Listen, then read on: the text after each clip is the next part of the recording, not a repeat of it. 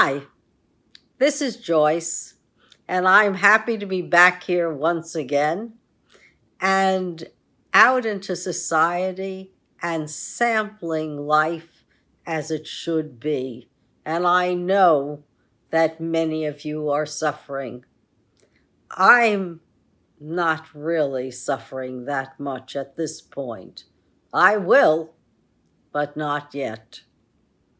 Right now, I'm enjoying going out to theater, and I went to the Mint last night and saw an excellent play called Chains, just like the chains that you have around your neck, or the imaginary chains that bind us to a job, to family, to church, whatever your lifestyle is. There's a chain there. It's an invisible thread, but it's there nonetheless, pulling you in the direction that you may or may not want to go. This play, 1909, written by a woman, talks about those chains that bind us and about the everyday toil of the British worker. No different than the everyday toil of the American worker today. Works very hard, works overtime, may not get any recognition for that overtime or any pay for it either, for that matter, and gets minimal salary while the corporations are making more profit than ever before. I never dreamed of making 40% profit.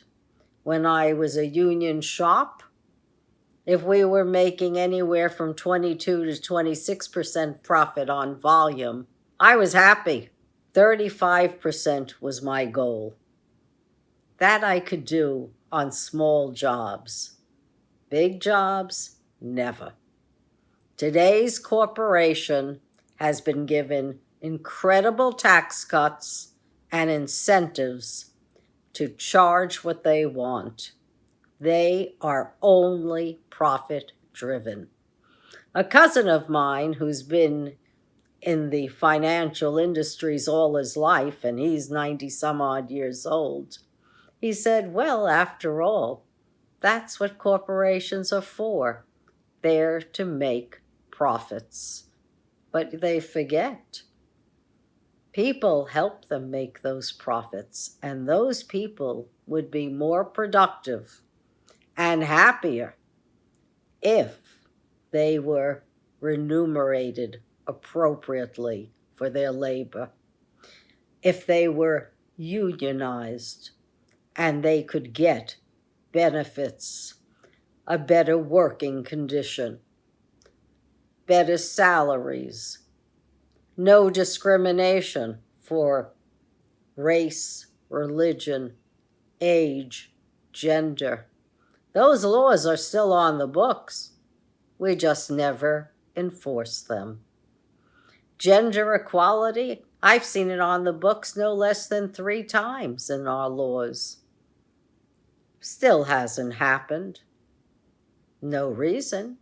Nobody enforces it. Inflation today, I don't worry about inflation.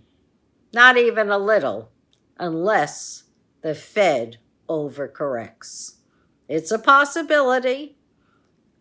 They haven't learned their rules and their laws from Volcker. They haven't learned from what happened in 2008. They haven't learned from the 80s when we suffered inflation and had 16%. But they can learn. If you're going to hike up the rates in the beginning, then you better taper them off at the end, because there's just so much tightening you can do before the system collapses. And then we have a real recession. And I don't care what the GDP says. I don't believe that everyone who wants a decent job is getting a decent job at a decent wage. We still have $7.25 an hour across a lot of the states and $2.18 an hour for restaurant workers because it's assumed that they'll get tips. Well, in the old days, they might have, but right now, they're probably getting very little, as most restaurants are making their money on the weekends, unless you're in a prime tourist areas like I am. Otherwise, it's really, really hard.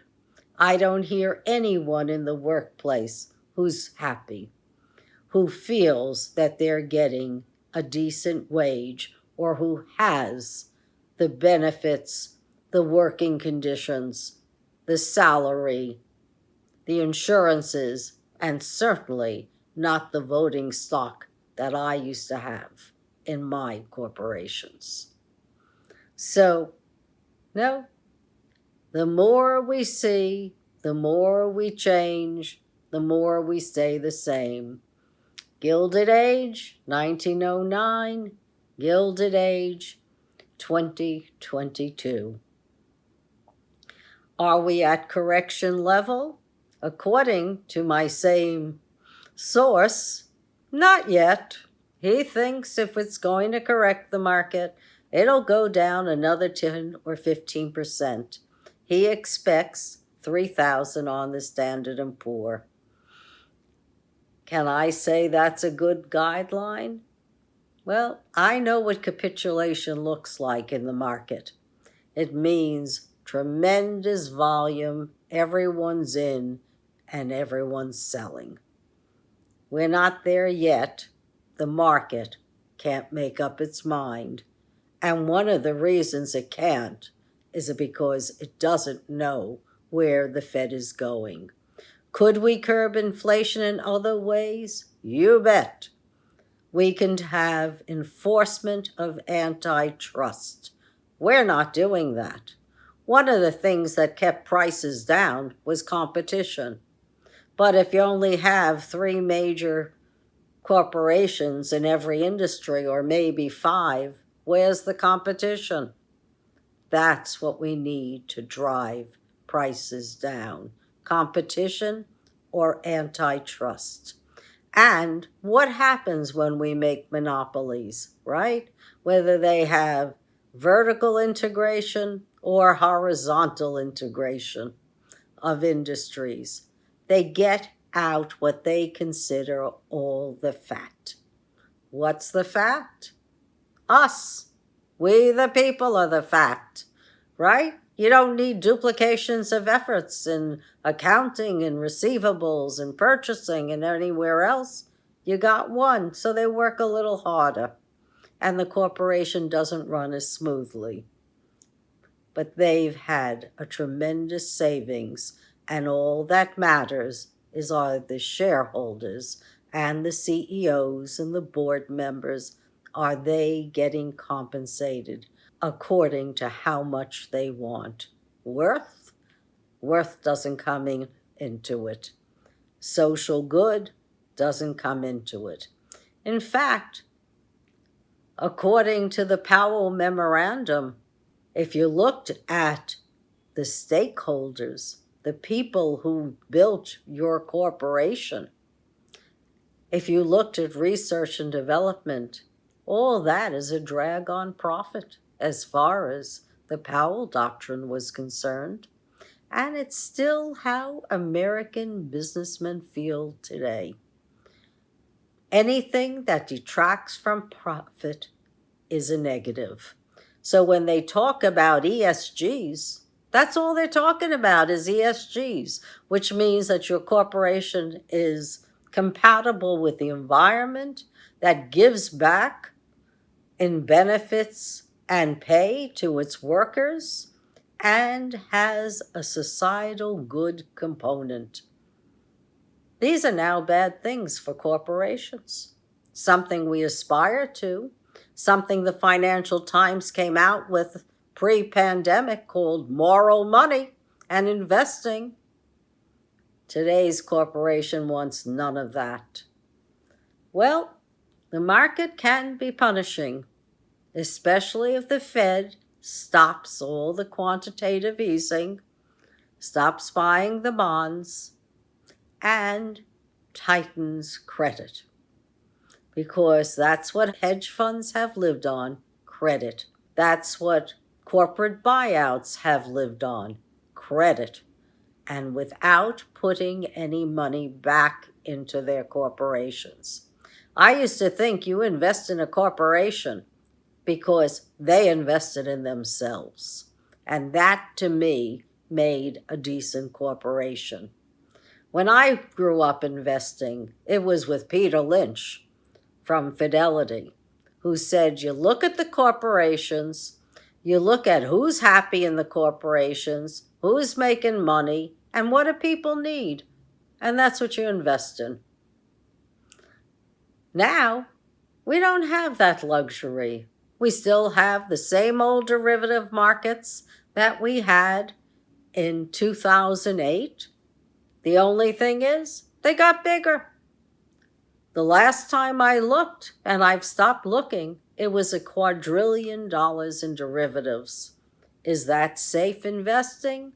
No, it's risky.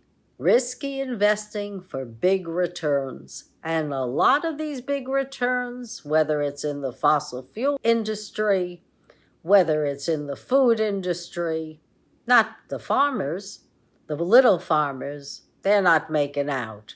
But the intermediary guys, they're making out and they're causing our inflation.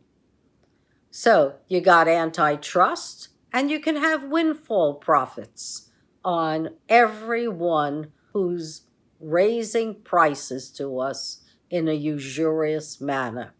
Not by 1, 2, 5%, but by 20% and higher, or 10% and higher. Fossil fuels, they're getting anywhere from $440 billion in subsidies to almost $1 trillion in subsidies. You know what? They do better when their subsidies are reduced. Or reduce them and tell them you'll give back some of the subsidy if they invest in renewable energy and research and development, and how to figure out how to integrate renewables into the existing grid. To me, that's a win-win. Not throwing out the baby with the bathwater? No. I understand we need fossil fuels in the short term, but we also need a War Production Act for renewables and for heat pumps and for so much else. Evidently, we're still fooling around with the baby formula coming out of Abbott. I just read in the news today that they're still not operational. Well, I don't know why we're not taking the business away from them. They can't produce. Their formula can't be that secret, and so many others can develop it. Give them the competition. They'll clean up their plant like that. There's no excuse. There's no excuse for shortages at this point in any product. And there's no excuse for inflation either. Yes, we've got a lot of problems. We've got inflation. We've got climate crises all over. It is global. The inflation is global. The climate crises are global. The pandemic is global.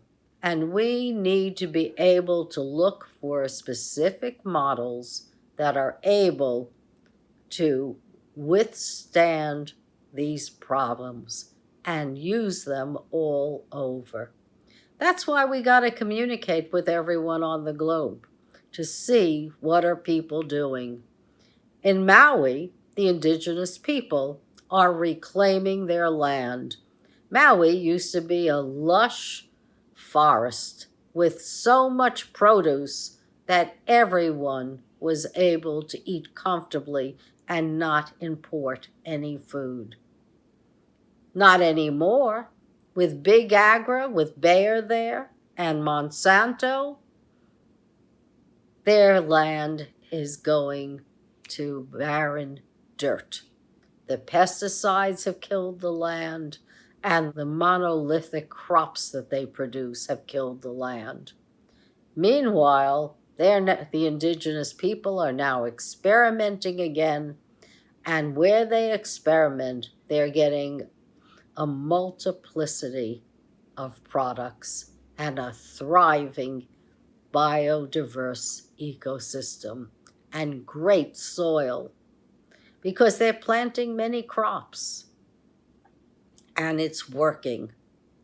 Unlike today's unhealthy diet for Hawaiians, where they're getting the same diseases we have in the rest of the country, they could live on a healthy diet without getting diabetes.